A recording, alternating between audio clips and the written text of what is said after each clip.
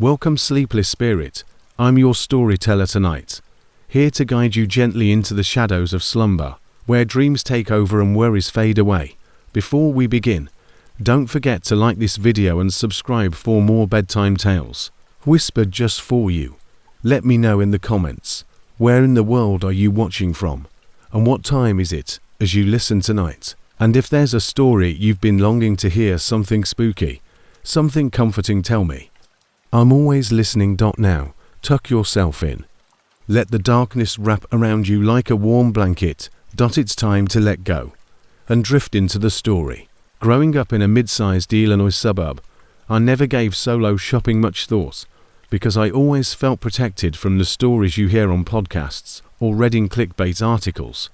Our target was more than just a store. It was the place my mother took me to. It was located on the outskirts of town, sandwiched between a strip mall and a peaceful residential area with well-kept lawns and old oak trees. It was familiar, safe, and predictable. Boring Sunday afternoons where high school students congregated when they had nowhere else to go. However, I've discovered that evil enjoys predictability. I was in my final semester of community college, balancing a job as a waitress, a burdensome course load, and the nagging fear of what was ahead. My parents always advised me to be thrifty later in life, so I continued to live at home and saved as much money as I could before enrolling in a 4-year institution. Target had become a regular part of my routine, and I went there virtually every other day for snacks, toiletries, or just to get some fresh air. October was approaching when I pulled into the Target parking lot at around 3:30 p.m. The sky was already scarred with low clouds, and I had been fighting off a dreary, wet October that turns leaves to mush and makes everything feel moist and hollow. I remember the day precisely because it was so unremarkable until it wasn't. I'd been cold 4 days and I just wanted to get some allergy medication, vitamin C, and maybe a cheap throw blanket I had been eyeing. I parked closer to the garden center entrance than usual and entered through the automated doors, where I was welcomed by the smell of popcorn and the soft hum of bad pop music coming from the speakers. Everything seemed normal until it didn't. I first saw him in the cold medicine aisle, and he wasn't particularly. His eyes were the thing that struck me the most. They were sunken, pale, and hollow in a way that made me feel as though I wasn't looking. He wasn't tall or built.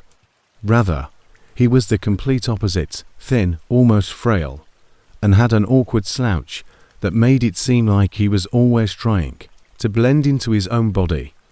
I initially tried to ignore him by hovering in front of the allergy medications and acting though I was debating between the store brand and the name brand, but every time I looked at someone wearing someone else's skin, my stomach twisted tighter. His greasy dark hair was slicked back into a style that tried way too hard to be trendy, paired with a sparse patchy beard that didn't do him any favors. I thought I was being crazy when I caught a glimpse of him getting closer, but then I heard his voice, which was flat, soft, and unpleasant. I blinked and turned, and he was right there, closer than I anticipated. I guess I muttered, hoping to sum up the exchange. He didn't go. Instead, he smiled, but it wasn't a genuine smile. Rather, it was something else entirely, like a predator, posing as a human. "What's your name?" he asked as if he had a right to it, and I told him a fake one, Jane, and he smiled. "Kyle is a cute name." I muttered something courteous and grabbed the larger bottle as a pretext to get up and go, but then I felt his hand on my shoulder. It wasn't a firm one, but it was enough to freeze me and send ice through my veins. "Hey, wait," he said softly, as though we were already friends. "You're cute, let me get your every cell in my body," cried out. No, but I froze because I didn't want to cause a scene or set off any alarms. So, against all my survival instincts, I gave him my real number, thinking that I could block him later.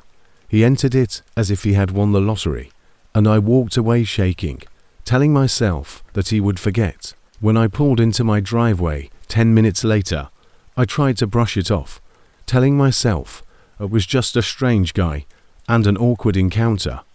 I grabbed a few grocery bags and went to the door, but that's when I noticed the car, which slid down the street and stopped directly in front of me. I left my bags behind and ran inside, locking the door behind me. I looked through the peephole and the car idled for what seemed like an eternity before slowly pulling away that night. The front of my house had tinted windows, no plates visible, and my breath caught in my throat. I knew it was him without even seeing his face. At first, the texts were awkward, clumsy attempts at flirting, as if we had clicked right away. However, within hours, the tone changed, and he became aggressive and accusatory. When I didn't respond, he sent paragraphs explaining how I was fated to be with him. When that didn't work, he started using threats, and I can still hear the words. I wanted to block him, as I should have, but I didn't because I needed to know what he was planning, and if I cut off my only window into his thoughts, I'd be blind. That's when the stalking intensified, and it wasn't just the Target parking lot anymore. Sometimes in my head, like an echo that won't go away, I think, you belong to me, and if I see you with anyone else, they'll pay for it. It got so bad that my dad started taking me everywhere, but that only made it worse. One day after Rachel dropped me off at class, he texted me, "I hope your little driver enjoyed their face today next." I went to the gym with my best friend Rachel, a small cafe downtown, and my job. It all came to a head 2 weeks later back at Target, where I should have avoided it, but didn't want to let him rule my life. So I went mid-afternoon assuming that if I was alone, I would remove his justification for threatening people I loved. After that, I broke down and stopped depending on anyone. I saw him as soon as I pulled into the lot, his beat-up sedan slithering in behind me like a shadow. I sprinted inside before he could catch up, but something felt strange. He didn't follow me in. Instead, he was watching from the parking lot, and I sensed the trap he knew. There would be enough people around to make me feel safe. At the self-checkout, I looked through the automated doors and saw that he was leaning on my car, waiting for me to brake. My hands were shaking so badly that I dropped my wallet. The parking lot was the danger zone. I hurried to the customer service desk, tears welling up over the young woman behind the counter, Kelsey. Her name tag said she called the manager without hesitation, and the manager called the police. I watched through the glass as the squad cars arrived, and he ran away, but it was too late. They caught him a few blocks away and discovered a loaded gun on him. I sat there feeling numb as the officers warned me that I might not have survived that parking lot. And the memory still haunts me. For as long as I can remember, Target has been my go-to place for almost everything, so it's funny that I always joked that if I feel like I'm being watched, I can't look at a Target parking lot without hearing the buzz of his voice in my head and wondering if one day he'll get out and finish what he started. Needed a new lamp, milk, and makeup. Target was the place to be in Clayton Falls, a smaller city with limited options. Sure, there was a Walmart across town, but something about Target always felt more orderly and less chaotic, so it was my comfort zone. I worked the second shift at a call center downtown, and by the time Target was one of the few stores that remained open until midnight, making it ideal for running errands late at night. In fact, late-night Target runs had kind of become a part of my routine because there was something serene about browsing the quiet aisles when the store was almost closed. I clocked out at 10 p.m. Target wasn't supposed to be frightening. It began on a typical Tuesday, as I recall it clearly, because it had been a particularly long day, the kind where customers seemed angrier as the clock moved. There were no crowds, no lines, just the soft hum of the lights and the occasional distant beep of a register. That's why what happened still feels so unreal to me. Slower, and I was too wired to head straight home after work, so I decided to stop by Target, grab some groceries and maybe some snacks for the week, and just relax while browsing the aisles. It was approximately 10:45 p.m. when I pulled into the familiar parking lot. I parked in my usual spot, a row or two from the entrance, close enough to feel safe, but far enough away that I wouldn't feel confined. The store was as quiet as I had anticipated, with a few staff members replenishing shelves and a few other late-night shoppers wandering around pushing half-empty carts. The parking area was half empty, and the overhead lights were casting pools of yellow that flickered slightly. I grabbed a cart and began my loop. The order was always the same: produce, pantry snacks, and then refrigerated items. I liked knowing exactly where everything was because it gave me a sense of control. But that night something felt strange, and at first I couldn't even identify it. It wasn't the store. The lights and music were the same. It was the people. Or rather, when I pushed my cart past the frozen pizzas, I heard a soft thud, like something shifting behind the metal shelving, and at first I froze, brushing it. By the time I reached the back section with the cold foods, the place felt almost empty. Even the employees I had seen earlier seemed to have vanished. It wouldn't have been strange for an employee to restock from the back. But then I noticed movement between the shelving cracks where the frozen cases were backed up against the storage area. I got a fleeting glimpse of a figure back there, so I leaned forward and peered through the small gap between the racks, but it wasn't a target employee. The figure moved again, and this time it felt intentional as I went farther down the page. At first, I stood frozen, thinking maybe I was mistaken. Maybe it was someone doing maintenance work. But then I noticed the obvious detail that made my stomach knot: a ski mask. I grabbed a random item, a frozen meal, and started walking toward the next aisle while keeping my head down. However, the figure continued to follow me, keeping pace from behind the shelving. My heart pounded in my chest, realizing that this wasn't normal and that it wasn't safe. He was following me through the gaps in the ski mask, black hoodie, and gloves. When I got to the end of the aisle, I didn't even turn around. Instead, I dropped my cart and headed straight for the closest employee I could find, who was carrying makeup. "Excuse me," I said, trying not to tremble. "There's someone behind me. I doubt that the people in the freezer aisle, who are all dressed in black, work here." The girl with her name tag added. Leah blinked at me, obviously surprised. "How about behind the freezers?" Leah hesitated, looked toward the back of the store, and then nodded swiftly, saying, "Yes, he's wearing a mask. He was following me." "Okay, stay here. I'll check it out." She took her walkie-talkie and vanished through the double doors leading to the stock room. I stood there, after many minutes of staring down the deserted aisles with my heart still beating. Leah finally came back, looking perplexed. "I checked the freezer section and the stock room, and it's empty," she said. I knew what she was going to say next. Maybe I dreamed it. Maybe it was a worker I simply didn't even know I knew what I saw. I pretended to accept the response by nodding. I quickly checked out and grabbed a few necessities from the front of the store. But when I left that evening, I couldn't get rid of the feeling that people were still watching me. I could have dismissed it as paranoia or thought it was just my imagination after a stressful day, but the following week showed that wasn't the case. It was late again, and the same target. I drove past him, acting as though I didn't notice, but my skin crawled the whole time. It was the same routine, except this time, when I pulled out of the parking lot, I saw him standing half hidden behind the shrubs near the loading dock, dressed in black, with his ski mask still on. He popped out just enough that I could see his face, or what little of it the mask allowed, and he looked directly at me. Route home, but that wasn't the end of it. The third incident is what finally broke me. It happened in the same routine, in the same parking lot. I parked halfway down, surrounded by a few other cars. When I got back to my car with my groceries, I saw the white sedan parked next to me. At first, it appeared to be empty, but as I packed my bags into the trunk, I noticed movement inside. He opened his door, and I froze in complete paralysis from fear. He walked straight toward my door and tried the handle reflex, which finally kicked in, and I hit the lock switch just as he grabbed at it.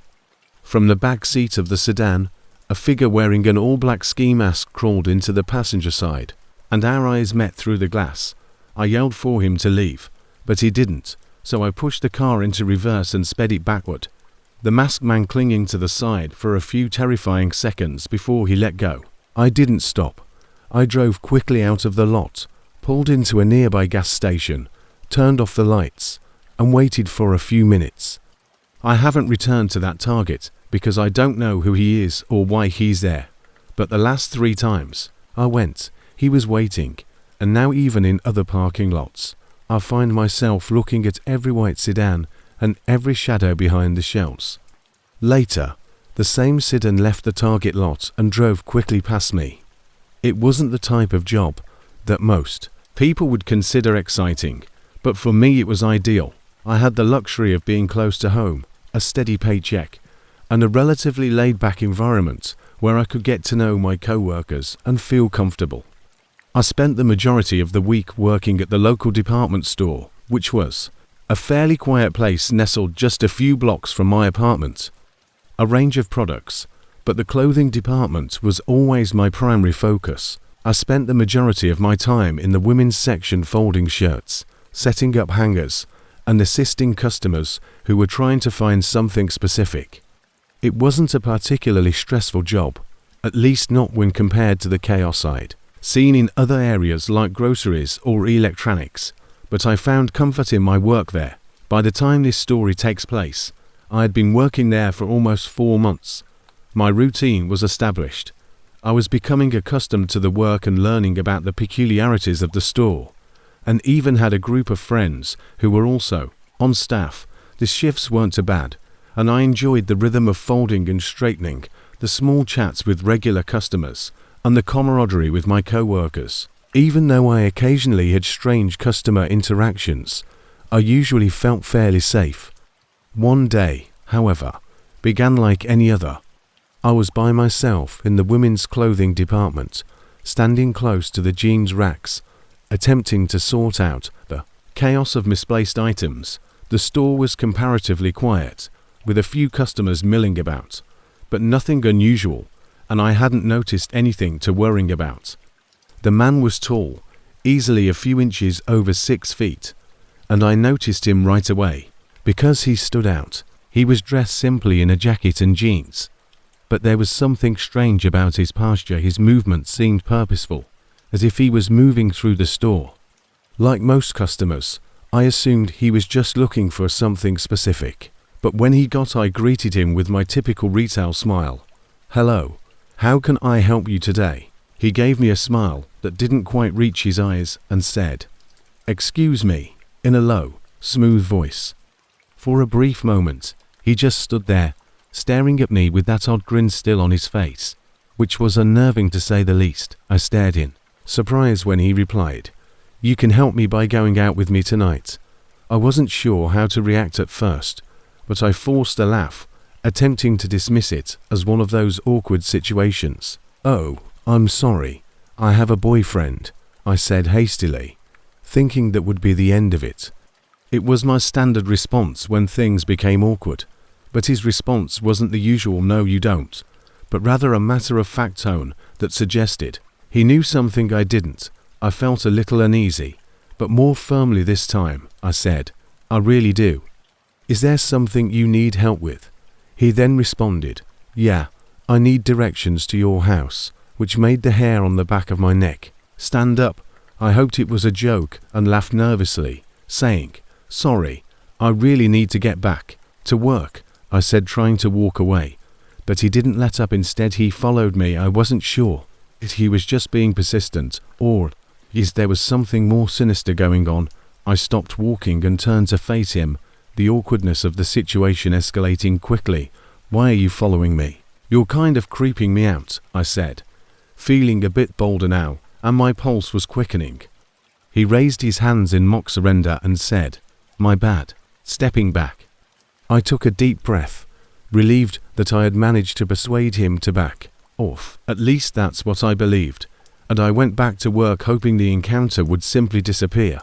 But as I began to move to another area of the clothes department, I saw him once more. He was standing a few aisles away, observing me not in the casual way you'd expect someone to look over while shopping, but in a way that gave me the impression that I was being watched and analysed. I moved to another area of the store to shake him off in the hopes that that would be the end of it, but a few minutes later, I looked back and saw him strolling down the aisles, staring at me as if he were hunting. I needed a break, so I radioed my supervisor to let them know I was taking a break. Then, I moved to the front of the store in the hopes that the man would become disinterested, and I took my time in the break room, sitting in a quiet corner, attempting to soothe my nerves, but the strangeness of the situation persisted. Had I imagined it? Had he actually been following me? I assumed it was a coincidence. After my break, I went back to the floor and didn't see him for the next few hours. I concentrated on my work, my thoughts constantly lingering on the possibility that he might still be hiding somewhere. But by the end of my shift, I believed I was working on some clothing displays near the back of the store when I heard a voice crackle through my walkie-talkie. It wasn't my supervisor, it wasn't anyone I knew, and they asked. I had escaped the bullet, but I couldn't get rid of the feeling that something wasn't quite right. The following week, I returned to work as usual, and the store was quieter. This wasn't entirely unusual for me by name, because we had a lot of new employees, and occasionally I didn't recognize voices right away. However, when the person on the other end asked me to switch to Channel 3, I did so without realizing that Channel 3 was only for more private communication and direct instructions for urgent matters. I need you to receive the I had only been back there a few times, and it wasn't a place I usually worked, but when I heard the voice say flatly now receiving, I didn't question it and went for the back. As usual, it was eerily quiet there, the lights were dim, and the noise from the store felt muffled as I was ready to radio in when I stepped outside into the back area and heard a strange echo of my voice coming through someone else's walkie-talkie. I halted in surprise, my gut tightening. "Hello," I yelled out. No answer. I began to move in the direction of the same man who had previously followed me was standing behind a shelf, barely visible, staring at me when I heard a sound coming from behind one of the shelves near the outside entrance. My heart was racing. This couldn't be happening again. He was too close, too familiar.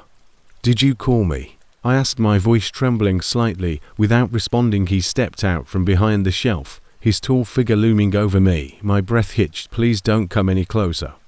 I was able to pull away, but my mind was racing. This couldn't be happening.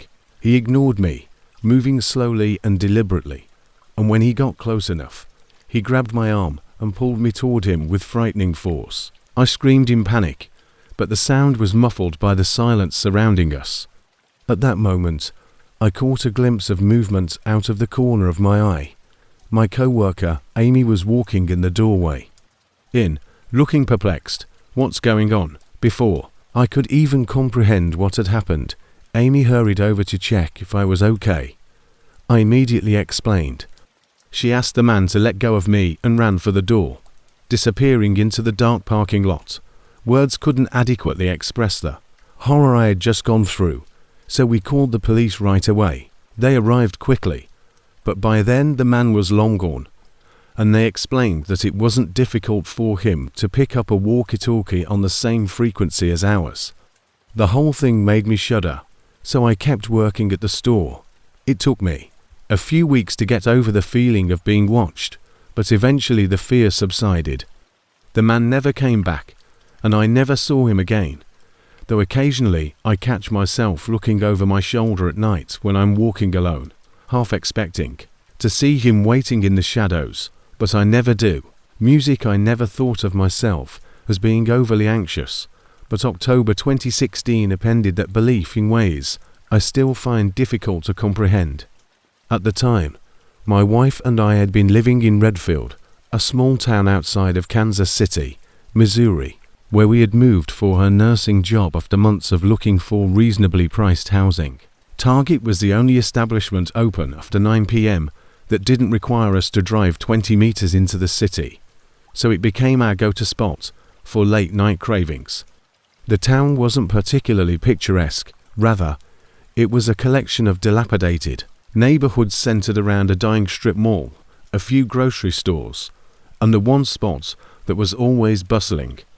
My wife, Emily, was curled up on our old couch, gripping her head as if it were flapping open from the inside. "Trevor," she moaned, her eyes barely open in the dim light of the muted TV.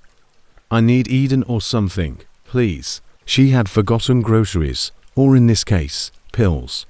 I sighed, scratched my face, and looked at our depressing excuse for a medicine cabinet, which included half a bottle of children's cold syrup, some Tums, and a crusty jar of ointment certainly. Nothing for migraines. It was 9:17 p.m, even though my target was only a 7-minute walk away. October in Redfield felt different. The so-called clown panic wasn't just an online rumor anymore. Local Facebook groups were overflowing with reports of clowns hiding in the woods on the outskirts of town or stalking parking lots at midnight. Emily showed me a blurry picture that someone had posted a few weeks ago. It showed a figure in a huge clown suit with what appeared to be a hatchet behind the old factory by the highway. I told her that it was probably some punk teenager having fun, but I wasn't totally convinced.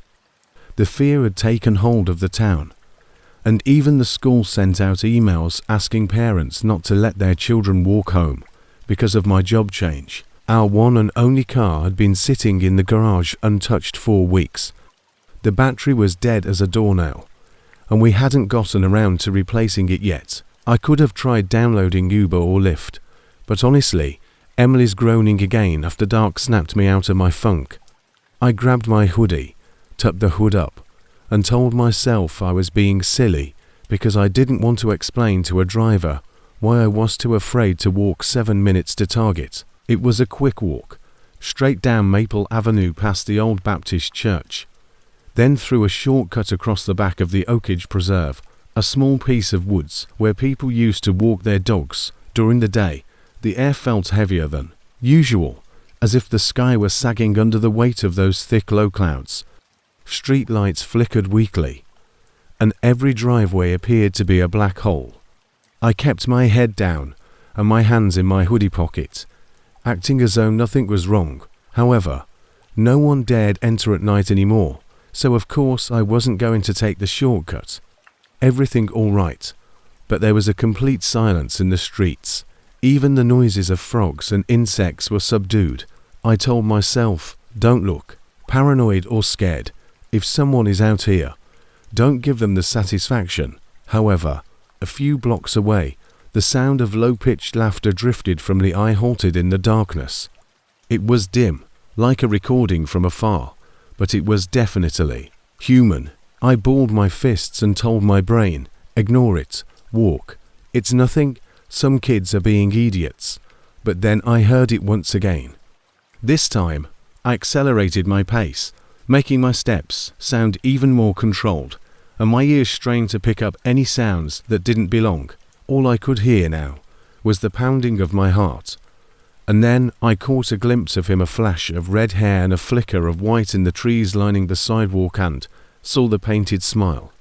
My composed exterior was shattered as I launched myself into a full speed down the block toward the red glow of the Target sign. And much worse, I saw the silver gleam of a machete held casually in his gloved hand like a toy. Hey, where are you going, man? I heard his footsteps pounding heavily behind me, unhurried at first, then suddenly accelerating. Run, little piggy. I gasped, legs burning, lungs on fire, running harder than I had ever run in my life. His voice was sing-songy and playful, as if this was some sort of game. The plastic grin was etched in my mind, and I vowed I could when I got to Target. The sliding doors opened just in time for me to crash through them, collapsing onto the cold tile floor, gasping, sweating, and shaking. The fluorescent lights inside felt like salvation, but when I scurried to my feet and turned around, there was nothing there, no clown, nothing. Footsteps, nothing but the deserted parking lot with flickering lights. I staggered toward the customer service counter, my voice a croak, and people stared blankly at me. including a few customers with smirking faces and employees who seemed more irritated than anything. "Sir, calm down," said a girl wearing a red vest. Her name tag Kayla was reading. "There is no one out there at the age of 19. I gasped. "I swear he was just behind me." "Could someone please check? Please?" Kayla and an older man, who I assumed was the closing manager, exchanged glances. He sighed as if I were wasting his evening. "But I'll go out there with you." We went outside together, and the air was still calm. "Did you see anyone? You see anyone?" The manager tapped me on the back as if to calm me down, but I swear he was just behind me. He asked, hands on his hips. "No, it's been happening all over the place, buddy. It's probably just some fool in a costume playing tricks on you." When the closing announcements blared over the intercom, I gave in, downloaded the Uber app, and ordered a ride. The driver, an older woman named Marka, didn't say a word when she took me home, but I couldn't get rid of the feeling that someone was still watching. So I spent almost an hour inside pacing the aisles, pretending to shop even though I already had the Edrin in my basket. As we drove past the preserve, where it all began, I noticed that the pickup and drop-off locations were almost on the same street. I looked out the window and froze there, half hidden in the shadows by the tree iron, watching the car roll by with the clown's big smile and machete.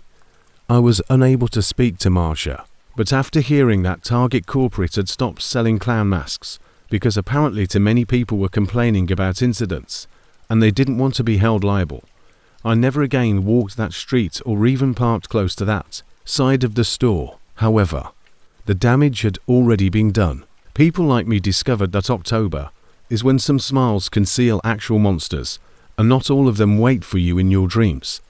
Some of them wait in the shadows of your own peaceful street. I worked the evening shift at the Westview Target, a super Target situated in a large retail complex on the outskirts of the city. It was getting close to 10:30 p.m. and the Target parking lot was empty.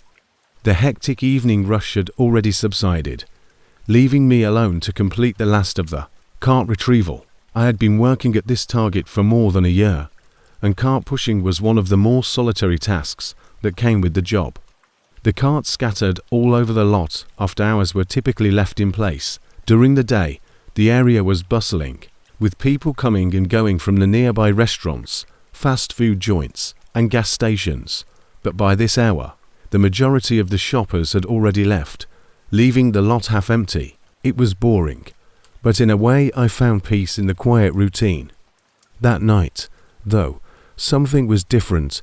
I felt as though I was being watched.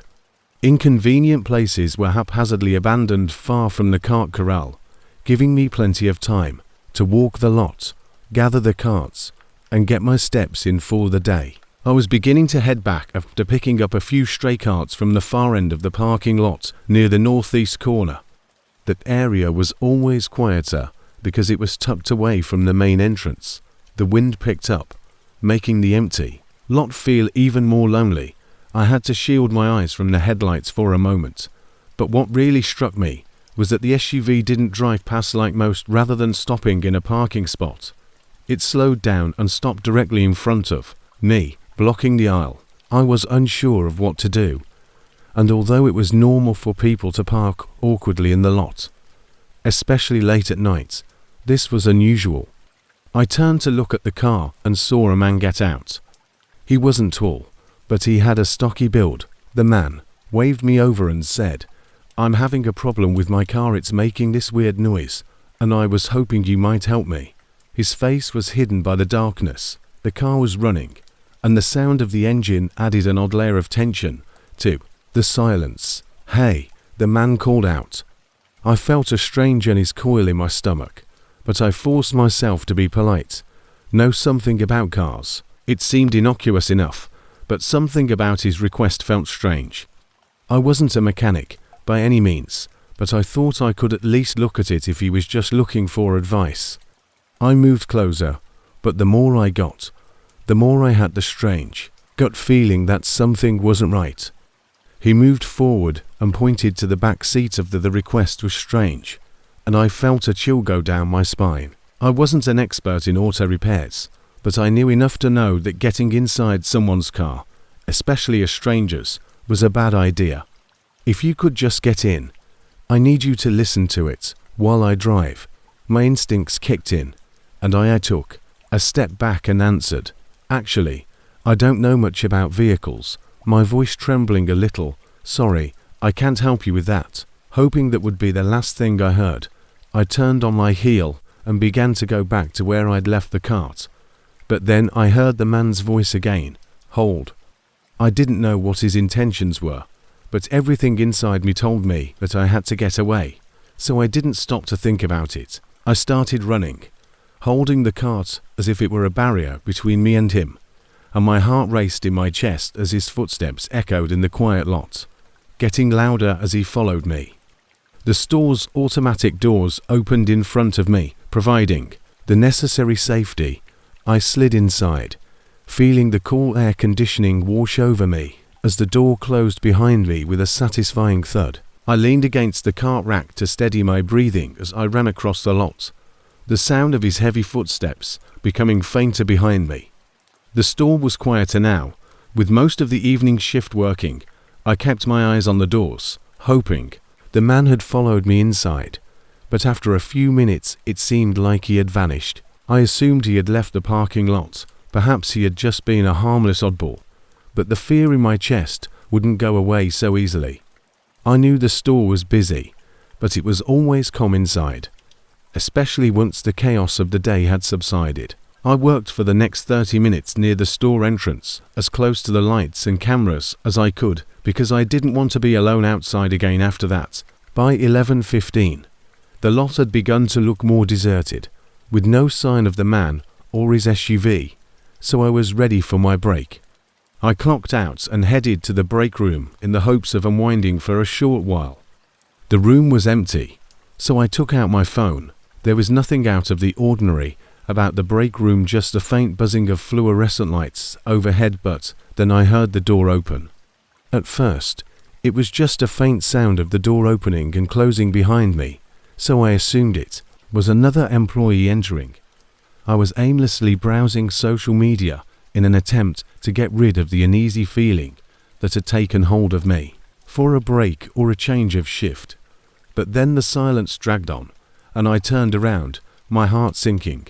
And there he was, the man from the parking lot, standing in the break room doorway, staring straight at me.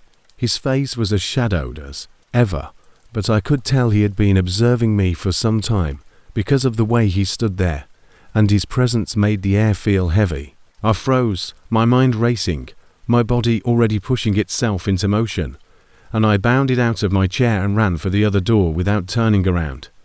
The break room was small, with an exit to the employee area, so I ran straight through it, pushing through the door leading outside.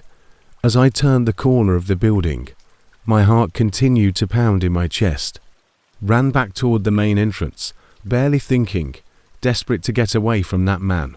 I was so high on adrenaline that I almost crashed into a manager at the front of the brightly lit store, gasping for air. I told him everything that had happened, and the man in the parking lot made the odd request to know how I had seen him again. The entire night felt like a blur, and I kept looking over my shoulder as I finished my shift. Still on edge, I stayed as close to the store as I could because I didn't want to be caught outside alone again. The manager wasted no time in calling security and going to check the break room. By the time they got there, the man was gone. It was a long time before I felt safe in that parking lot again. I worked at Target for several more months after that night, but nothing ever came close to the terror I felt that evening. That man, whoever he was, I left the building and locked every door, checked every window, and felt the weight of the fear pressing in on me when I got home that night. When I think back to that summer, everything seemed slower, possibly because I was still a child, or perhaps because small towns like ours had a way of extending time. There wasn't much to do in our neighborhood, and I never saw his SUV again, but every time I left that store after dark, I couldn't help but feel like someone was still watching me from the shadows. I was 10 years old, and my younger sister, Martha was about 6 or 7. She had a way of clinging to me, as if I was some sort of hero, even though at the time I hardly felt like I could take care of myself. That Saturday, we went to the park and Target across the street, which for us was more than just a place to shop, it was a playground. Began differently. I thought my mother might throw up when I woke up to the sound of her coughing so loudly. I peeked into her room, where the smell of Vicks vapor rub and sweat hit me. She pulled a blanket over her face and waved a feeble hand at me, saying, "Stay out, Matthew. I may not be taking you guys out today because I have the flu. She glanced from me to Mom, clutching her old stuffed rabbit, but Mom the Barbie remembered that she had whimpered and scrunched up her face. Mom sighed and held her forehead, saying, "There's money on the counter. I'll call Grandma to take you. Okay, just be good, stay together, listen to Grandma." Martha, about half an hour later, Grandma's ancient beige Buick came up the driveway, creaking as if it could come apart. She honked twice, signaling to the kids to hurry up. They moaned, but didn't quarrel much after that. "Goodbye, Mom," I shouted. Grabbing the wrinkled $20 bill off the kitchen counter, Mom mumbled something I couldn't make out, probably be safe. Grandma told us old stories on the way to the park about how sodas used to cost a cent and how she and Grandpa and Martha met at a roller rink. Martha rolled her eyes and I laughed, but Grandma just grinned and shook her head. The park was packed, as it always is on weekends, with children running around and families sprawled out on blankets. The air smelled of grass and sunscreen, and Martha ran toward the swing, squealing last. "First, there's a rotten egg." We played for what seemed like an eternity, and to be honest, I started to get bored. I wanted a soda, maybe some chips, and I asked Grandma if we could go to Target. She adjusted her glasses and looked up from her book. "My friend Shirley will be here shortly, so we'll go after." "Okay." Martha started. Grandma looked at me and said, "You sure you can handle her?" I nodded, puffing up a little, and she continued to kick dirt, whine, and tug on her sweater. "Please, please, Grandma, it's right there. We can go alone. Matthew will hold my hand the entire time." I held Martha's hand tightly and told her not to run away as we reached the toy section, but she broke free and carried herself toward the Barbie display, looking at all of them. The toy aisle and back to me. Okay.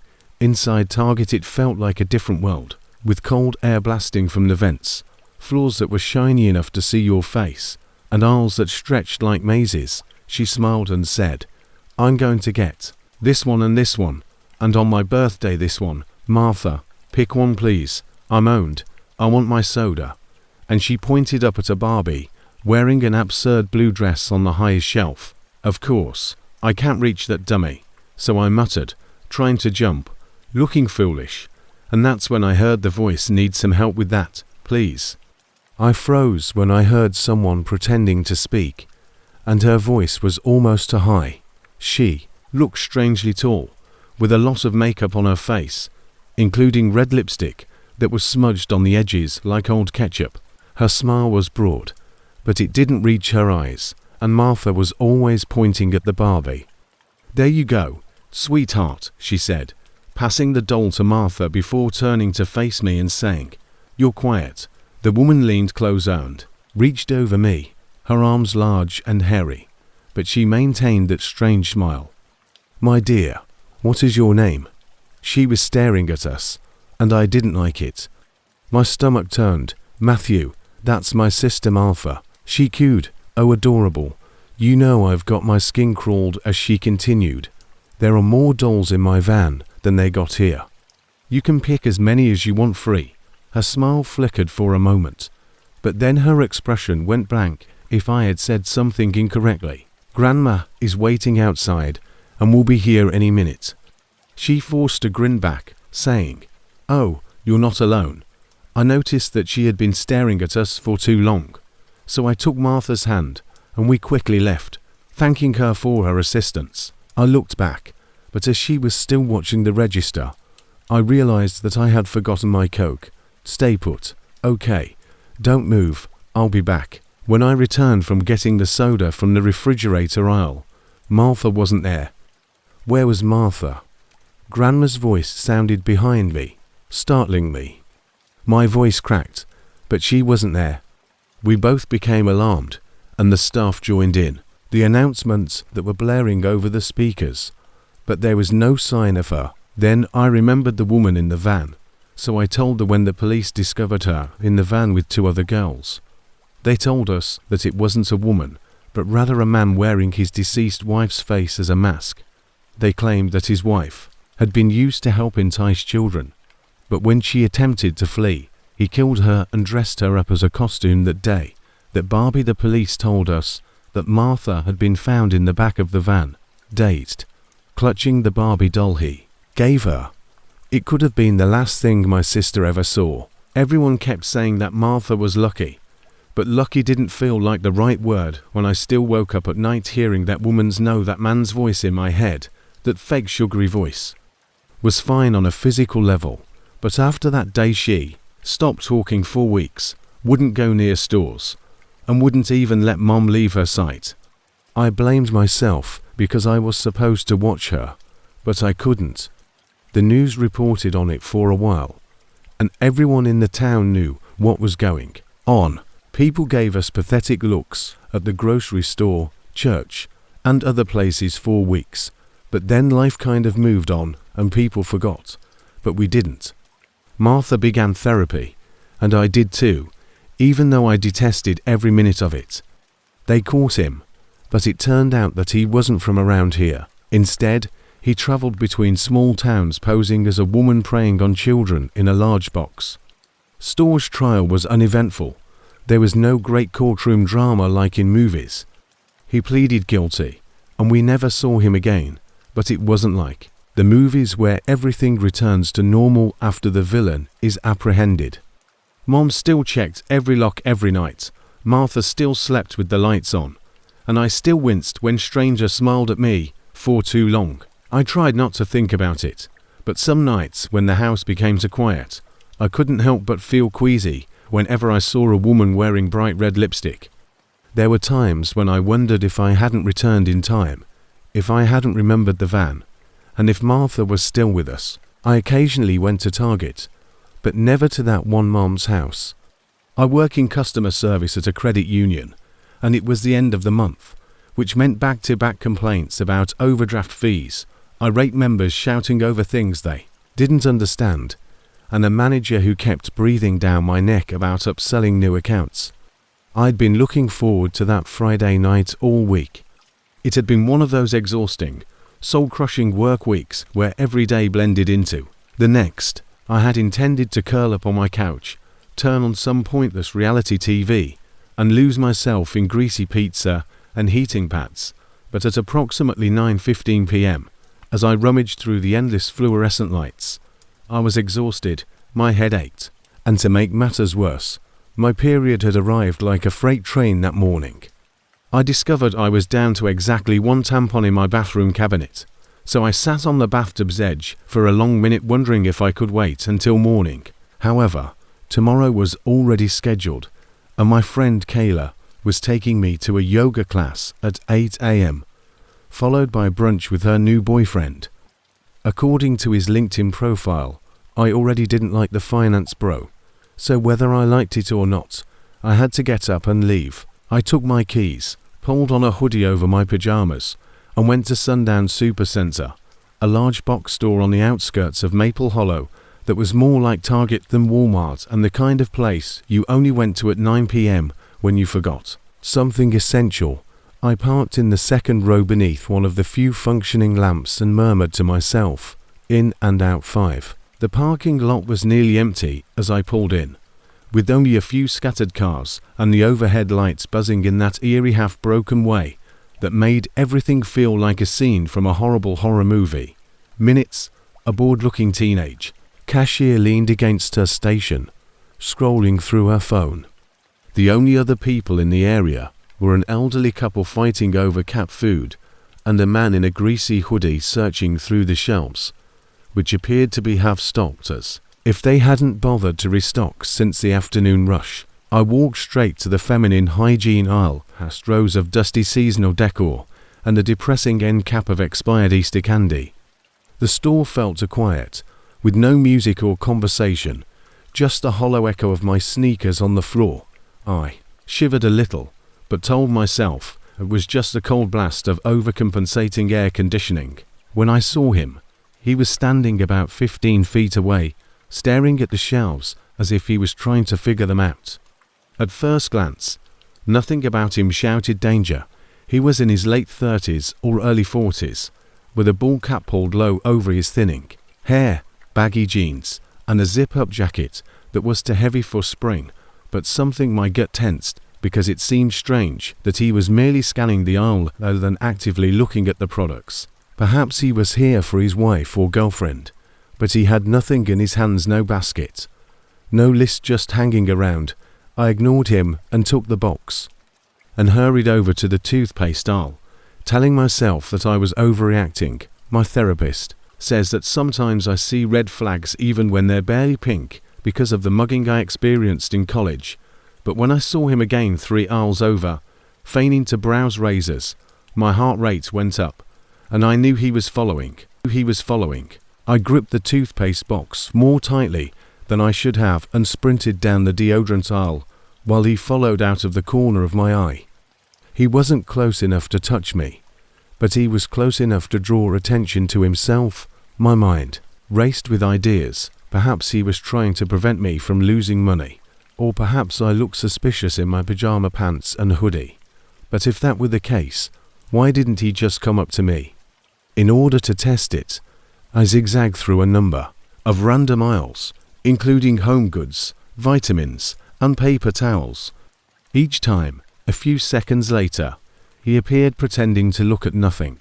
Obviously, I considered leaving everything and simply leaving, but a part of me that always wanted to think people weren't as horrible as the world made them out to be hesitated. The cashier was still glued to her phone, hardly looking up as I approached, and I forced myself to remain calm even as my palms became clammy around the toothpaste box. My heart was pounding louder than my footsteps as I headed straight for the checkout. "Hello, how's your night going?" I inquired with. She glanced at me, shocked that I was speaking slowly, and asked a random question. "Does your store have security like in the building?" She blinked again, and sometimes they go rounds, so I leaned in and lowered my voice. Her voice was tight and fakely cheery. "A man is following me around, and I think he's waiting for me to leave." The girl finally straightened up and frowned, but I didn't want to give him away, so I took the chance of glancing over my shoulder. My skin pricked, and I thrust my card at her, who was hurrying through the payment as quickly as she could. She muttered something about paging a manager, but I told myself that perhaps I had imagined the entire situation, or that he had already left, so I didn't wait and went straight to the doors. However, as soon as I entered the dark parking lot, the hairs on the back of my neck stood up, and I walked more quickly while gripping my keys like a weapon and pressing the panic button with my thumb. I was almost at my car when I heard a quick shuffling footstep behind me. I spun around without seeing anyone, and as I turned back to unlock my car, I felt arms encircle me. A ragged gasp escaped me as I was yanked backward, the figure easily overwhelming me. I screamed. The parking lot was still eerily empty. He slammed me against the side of my own car, pinning my arms as he pushed me across the passenger seat. The smell of sweat and old cigarettes filled my nostrils as he climbed in after me, snatching the keys from my fumbling hand. It was him, the store employee, and he grinned at me while muttering something foul. "Calm down, my love, you don't want to exacerbate this." For a while, I believed my loud, frantic scream was in vain, but then, suddenly, a man wearing a blue hoodie showed up and slammed open the driver's side door, dragging the assailant outside. The fight outside ended as suddenly as it began when the attacker broke free and fled into the darkness, vanishing beyond the broken lights. That night, there were fists flying, grunts resonating throughout the lot, and I scrambled upright, shaking and crying, fumbling with the lock button click, locking the doors, my body trembling so badly that I nearly dropped my phone as I dialed 911. The store manager, who appeared to want to be somewhere else, was brought out by the cops after they reviewed the store's cameras and asked me 100 questions. It turned out that the man had been stalking several women inside the store for hours, and I wasn't his first target tonight, possibly not his last, but what they told me chilled me to the core. I sat in the back of the squad car, wrapped in a scratchy blanket, staring at my haunted face in the side mirror as his face later matched the description of a man wanted in the next county over suspected of killing a woman last month. All I could think was, would I have been next? Even though the holiday was only a week away, I always assumed that working the closing shift at Target would be boring, repetitive, and absolutely dangerous. It was late October, and the store was still decked out with plastic pumpkins and enormous cobwebs. I worked in the general merchandise section, primarily folding clothes that no one ever put back, organizing end caps, and cleaning up spills in the home area. That evening felt like any other. The chilly Nebraska wind shook the front windows, reminding me how deserted the parking lot was at this hour. We closed at 1000 p.m., and it was already 9:37.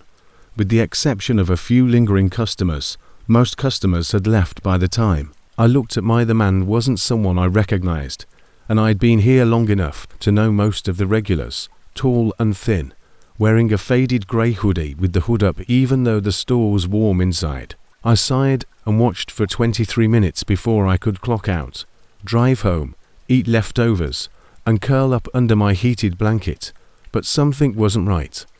He was standing at the end of the cleaning aisle, looking straight ahead at nothing, with his arms at his sides, looking dirty and stiff as if he had been wearing them 4 days.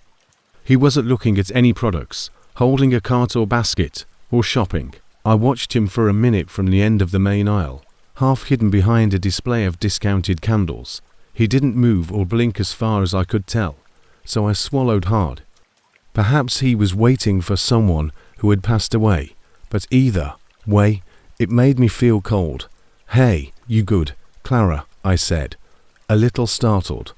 It was Devon, the shift supervisor, who was drinking Red Bull and balancing a stack of cardboard boxes on one hip. His weary eyes followed my gaze till I feigned a smile. But the man was gone when I looked back. He was just cleaning and hanging around, and he had been standing there for a while. Devon squinted strangely, so he asked me to say something, but I shook my head so as not to make a scene over what might just be a harmless weirdo. I told myself that perhaps he had simply moved into an adjacent aisle while I was preoccupied, but I forced myself to ignore it because retail employees frequently encounter odd people. It's just part of the job. The next time I saw him, it was by the electronics counter, and I had moved over. Did he go? The aisle was long and straight, with no exits or nearby restrooms. I was there to clean up the phone accessories in an attempt to forget the previous instance when I saw him again. This time, he was closer, standing directly by the counter, and he was looking at the locked cases of prepaid phones. He wasn't browsing or even acting like he was acting. Instead, he was standing rigidly, almost unnaturally still, with his head tilted as though he was studying something distant. I felt my heart race. I decided not to let some creep ruin my night, so I walked up to Marcus, the night electronics associate, and forced my best customer service smile, saying, "Hey there, sir. We'll be closing in about 20 minutes. Can I help you find anything before then?" He didn't react, so I cleared my throat. "This time, sir." He turned his head slowly toward me, his eyes sunken wide and unblinking, giving the impression that he wasn't even looking at me. Through me, he smiled slowly, crookedly, without ever touching his eyes, and then in a voice that was hardly more than a whisper, "Is there anyone else left? Pardon me." My heart skipped a beat. He didn't repeat himself. Instead, he turned and walked away, disappearing behind the seasonal aisle. I stood frozen. What the hell?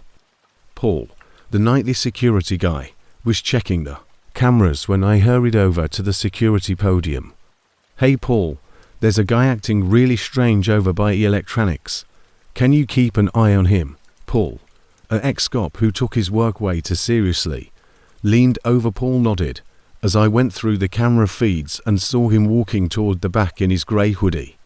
I didn't realize I was holding him, but at least someone else saw him, perhaps. He was just a stranded person seeking refuge. And this wasn't the first time. Paul had adjusted his eye. Nodded.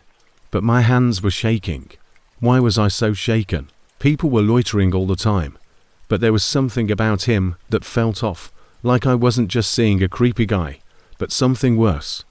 I tried to shake it off, chair cracking his knuckles. "I'll walk the floor, see what he's up to you." Good. When the closing announcement came over the speakers at 9:55 p.m., Devon and the others gathered near the front, prepared to lock up as soon as the announcement was made. I threw myself back into work clothes, returns, folding displays, and checked to make sure the dressing rooms were empty, but the feeling of dread followed me like a shadow. The store felt too empty after the last customers left, but when I counted heads, I noticed something. Where was the hoodie guy? Where were the other customers? Where was Paul? Devon gave me a funny look, saying, "Okay, you look pale." I swallowed hard, and Paul was still on the floor. He frowned, as if he thought I should radio him. Devon muttered, furrowing his brows, but when he picked up the radio and called Paul, there was no answer, just dead air. He tried again, but nothing came. A nagging feeling of panic took hold of me, so I took out my phone and checked the security app. Paul used to keep an eye on the floor, but all the feeds were static, including the front entrance. When the lights in the seasonal elf flickered and then went out, we both paused, wondering if it was a breaker.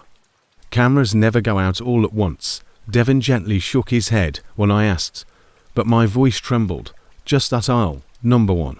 They're not wired that way." "This isn't funny," he said, grabbing the radio once more.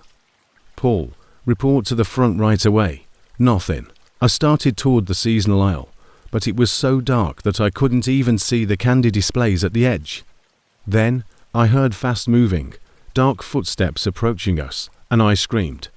Devon staggered back, dropping the radio, and we both watched as Paul ran out of the shadows, panting and covered in a sheet of sweat. "We need to lock the store now, Paul," Devon demanded, but Paul just shook his head and gripped his flashlight so tightly that his knuckles turned white. He's not right, I saw him, he's not. For more than 2 years. I worked at Target, in the peaceful Maplewood suburbs. It wasn't a glamorous job, but it allowed me to pay my bills, and the night shift was generally uneventful.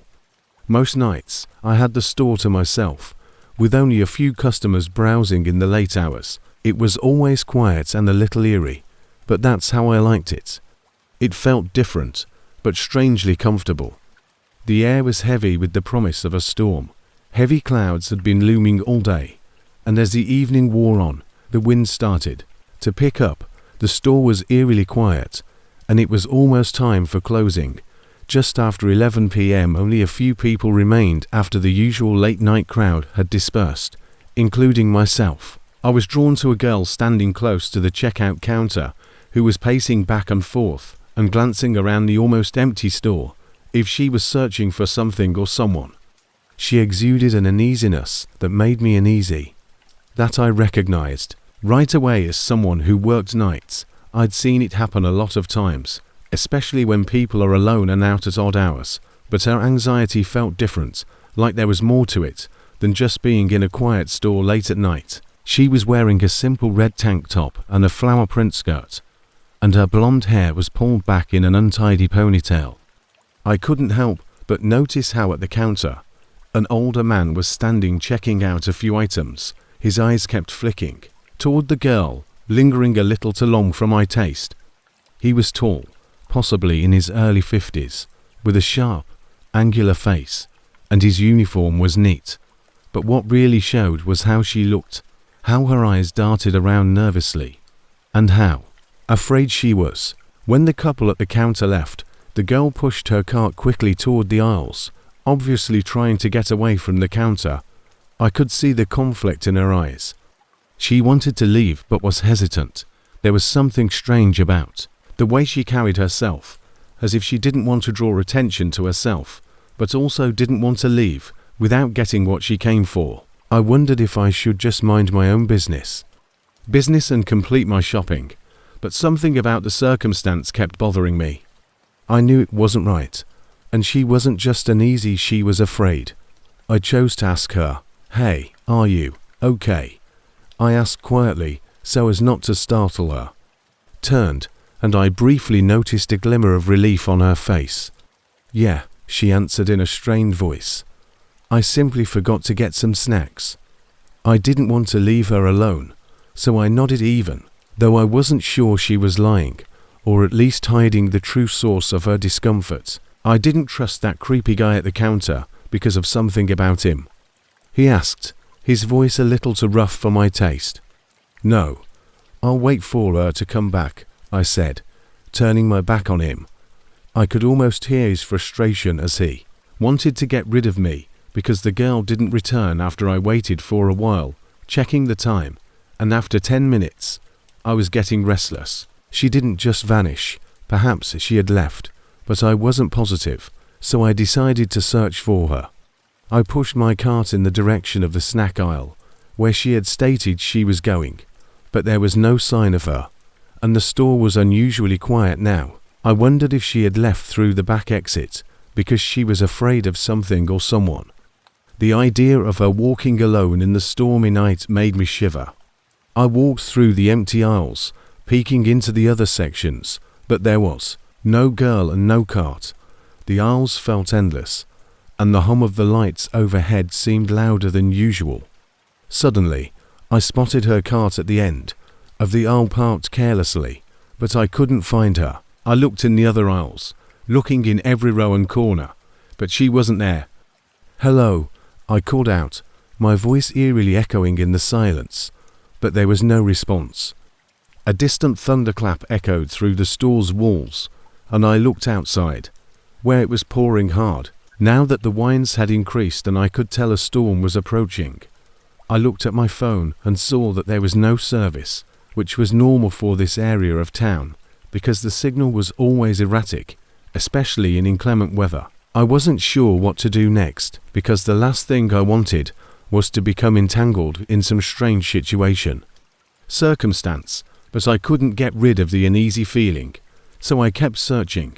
As I turned the corner toward the front of the store, the lights flickered, a loud thunderclap reverberated overhead, and then the power went out, leaving the entire store in complete darkness.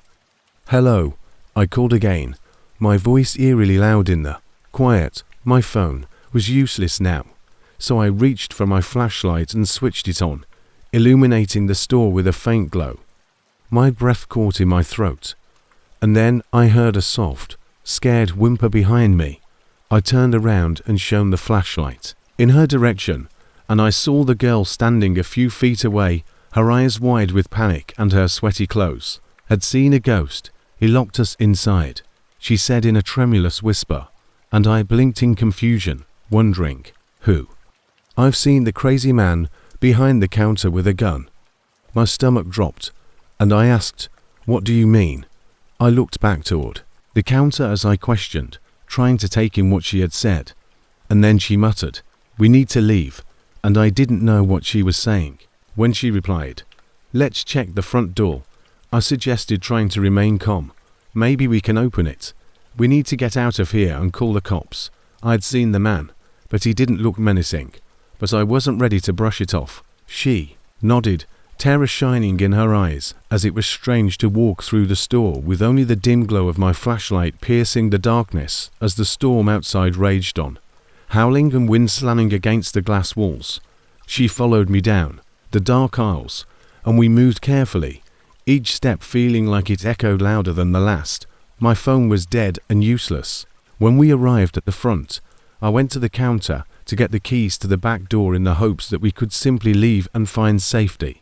But as I was about to do so, I noticed that the girl's face was pale and tense, making it difficult to tell if she was actually afraid or if something was wrong with her as well. "Stay here," I told her, reaching for the keys. I heard footsteps behind me. I spun around, but no one was there, and I froze. The storm outside was deafening, but the silence in the store was even more unnerving. Then I heard a low grunt followed by a soft thud, and I turned, my flashlight shaking. And the man from the counter was standing at the end of the aisle, his eyes bloodshot and wide, with a wrench in his hand and blood all over his face. He muttered, "He's dead." His voice was shaky and erratic, and the girl killed him. My heart slammed against my chest as the man's words hung in the air like a suffocating cloud. His clothes were soiled with blood, and his disheveled appearance all told me that something horrible had happened. My flashlight shook in my hand as I attempted to digest what he had just said. "She killed him," I said again, not sure if I had heard correctly. My heart was pounding, and I was breathing in short, panic gasps. There was no way the girl had appeared afraid, not like someone who would kill anyone. I looked over my shoulder, but she had left the room where she had been empty only moments before. My stomach lurched when I realized I had no idea where she had gone. Had she slipped away in the dark, or been involved in something even more sinister than I had thought? "Where is she?" I demanded, my voice shaking as I stepped back. Didn't she come from the back out of nowhere?" the man said, his eyes widening and his hands shaking uncontrollably.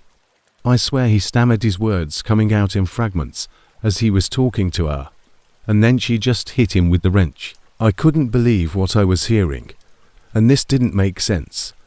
The girl had seemed so scared, but now everything about her had seemed so innocent and fragile.